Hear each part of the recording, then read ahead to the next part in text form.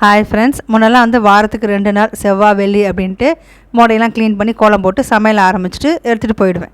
இப்போ தான் நமக்கு நேரம் நிறையா இருக்குல்ல, காலையில் எழுந்திரிச்சிடும்ன்ட்டு தினமுமே வந்து மோடை துடைச்சி கோலம் போட்டு தான் அடுத்த சமையல் வேலை.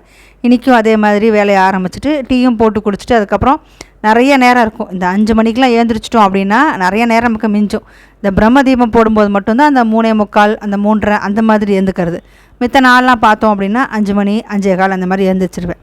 எழுந்திரிச்சிட்டு நிறைய நேரம் இருக்குது, டீ போட்டு குடிச்சிட்டு நேற்று வந்து பால் திரிஞ்சு போயிட்டு, ஒரு பாக்கெட் பால் 1 லிட்டர் வாங்கினேன் உர ஊற்றுறதுக்காக. அது வந்து திரிஞ்சு போயிடுச்சு அப்படின்ட்டு அதை பன்னீராக்கி இன்றைக்கி இந்த ரசகுல்லா பண்ணி நைவேத்தியம் பண்ணிடலாம், செவ்வாய்க்கிழமை சாமிக்கு நைவேத்தியம் பண்ணிடலாம் அப்படின்ட்டு செஞ்சால். எனக்கு ரசகுல்லா செஞ்சதே கிடையாது. யூடியூப்லேருந்து ரெசிபிலாம் எடுத்தேன், எப்படி ரசகுல்லா பண்ணுறது அப்படின்ட்டு. ரொம்ப ஈஸியாக தானே இருக்குது அப்படின்ட்டு இறங்கிட்டேன் இந்த வேலையில் காலையிலேயே. அதே மாதிரி தான் ப்ராசஸும் பண்ணேன். யூஸ்வலாக பன்னீரில் வந்து பன்னீர் பரோட்டா இல்லைனா பன்னீர் தோசை, இல்லை காய்கறிக்கு மேலே சும்மா பன்னீர் போடுறது இப்படி தான் இருக்கும். சில நேரம் அப்படியே வெறுமனே சாப்பிட்ருவோம். திரட்டிப்பால் அது பண்ணுவோம், அதெல்லாம் நல்லாயிருக்கும். ஒரு அடுப்பில் தண்ணி சர்க்கரையும் வச்சுட்டு இப்படி உருட்டி போட்டோம் அப்படின்னா இந்த சின்னதாக இருக்கிற அந்த உருண்டையெல்லாம் பெருசாக இருக்கும். நல்லா அப்படி இந்த ஜீராவெல்லாம் உறிஞ்சு நல்லாயிருக்கும் டேஸ்ட்டு.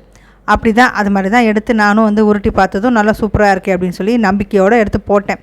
இவ்வளோ வந்தது எனக்கு. சரி, இதில் பாதி போடுவோம், ஃபஸ்ட் டைம் பண்ணுறோம், சொதப்பிட்டோம் அப்படின்னா 2வது தடவை மற்ற இதை வச்சு பண்ணலாம் அப்படின்ட்டு. எல்லாமே நல்லா வந்தது. முதல்ல அப்படியே பொங்கி வந்தது. அதனால் எல்லா உருண்டையும் நான் போட்டுட்டேன்னா ஒரு 2 நிமிஷம் இருக்கும், நல்லா அப்படியே பொங்கி வர மாதிரி இருந்தது. 3வது நிமிஷம் அப்படியே டோட்டலாக போயிடுச்சு.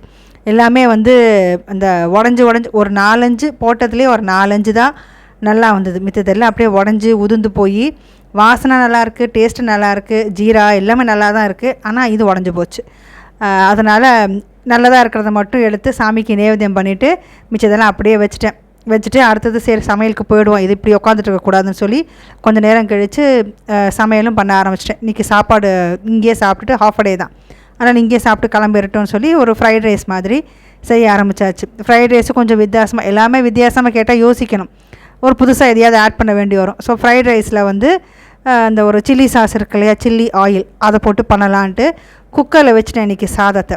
அப்போவே சொன்னேன் இல்லையா, அரிசி கணிசம் காண மாட்டேங்குது இது அப்படின்ட்டு. 1:1.5 ரேஷியோவில் தான் தண்ணி வச்சுருந்தேன். வச்சா அது குழஞ்சி போயிடுச்சு. சாதம் வந்துட்டு இப்போ ஃப்ரைட் ரைஸ்க்கு கொஞ்சம் பொலப்பெல்லாம் இருந்தால் தான் நல்லாயிருக்கும். இது சாம்பார் போட்டு சாப்பிட்ற மாதிரி இருக்குது சாதம், ரசமெல்லாம் ஊற்றி சாப்பிட்ற மாதிரி இருக்குது சாதம்.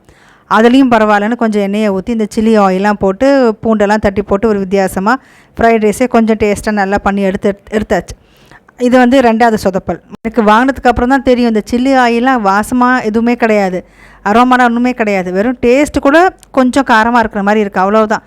இந்த பாஸ்தா ஸ்பெகத்திக்கெலாம் வந்துட்டு கொஞ்சம் சீசனிங்காக அதை ஆட் பண்ணிக்கலாம். அந்த மாதிரி தான் இதுக்கும் நான் ஆட் பண்ணியிருக்கேன். மித்தபடி எந்த டிஃப்ரென்ஸுமே இல்லை. நான் போட்ட அந்த பூண்டு வரமிளகா இதெல்லாம் தான் வந்து வாசமாக இருக்குது.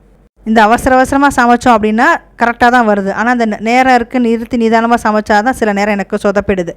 இன்றைக்கி இதெல்லாம் செஞ்சு முடித்து சாப்பிட்டுட்டு நல்ல ரசகுல்லாவை ஒரு 4-5 எடுத்து இவளுக்கு வந்து எடுத்து தனியாக ஃப்ரிட்ஜில் வச்சுட்டேன். மிச்சம் இந்த உடஞ்சதெல்லாம் வந்து அதுவும் தனியாக எடுத்து வச்சுருந்தேன், நான் அப்படியே போக வர சாப்பிட்டுக்கலான்னு. இதில் கொஞ்சம் ஏலக்காய் தட்டி போட்டு கொஞ்சம் ரோஸ் வாட்டர் இருக்குல்ல அது ஊற்றியிருந்தேன். அதனால இன்னும் கொஞ்சம் நல்லாயிருக்கு வாசனை, டேஸ்ட் எல்லாமே. இது ஒன்று எடுத்து வச்சுட்டு இதுக்கப்புறம் பால்காரர் வந்தாரா, சரி பாலை காய்ச்சிடலாம் அப்படின்ட்டு ஒரு மணி நேரம் கழித்து காய்ச்சினேன். பால் திரிஞ்சு போச்சு. இது 3வது சொதப்பல். ஏன் தெரிஞ்சிச்சுன்னு தெரியல. ஆனால் இந்த வெயில் அவர் வந்ததுமே நான் ஃப்ரிட்ஜை தூக்கி வச்சுட்டு 1 ஹவருக்கு அப்புறம் காய்ச்சி உர ஊற்றலாம், இன்றைக்கும் உர ஊற்ற முடியல, எடுத்து வைக்கிறேன், திரிஞ்சு போச்சு. ஸோ இதுதான் கடைசியில் இதுவும் பன்னீராயிடுச்சு. லெமனை புழிஞ்சிட்டு கேஸ் ஆஃப் பண்ணிவிட்டு பேசாமல் போய் உட்காந்துட்டேன். கொஞ்சம் நேரம் கிச்சன் பக்கம் வரவே இல்லை. பிரேக்ஃபாஸ்ட் சாப்பிட்டாச்சு, லஞ்சு கட்டி கொடுத்தாச்சு. எனக்கு மட்டும் தானே சாதம் இருக்குது, கொஞ்சம் ஃப்ரைட் ரைஸ் மிச்சம் இருக்குது, அதெல்லாம் பார்த்துக்கலாம் அப்படின்ட்டு. முன்னெல்லாம் இதெல்லாம் இந்த மாதிரி நடந்ததுன்னா கொஞ்சம் ஸ்ட்ரெஸ் ஆகும். இப்போலாம் வந்து சிரிப்பு தான் வருது. பரவாயில்ல ஒன்றும் இல்லை அப்படின்ட்டு பேசாமல் போயிடுறேன் நான் பாட்டுக்கு.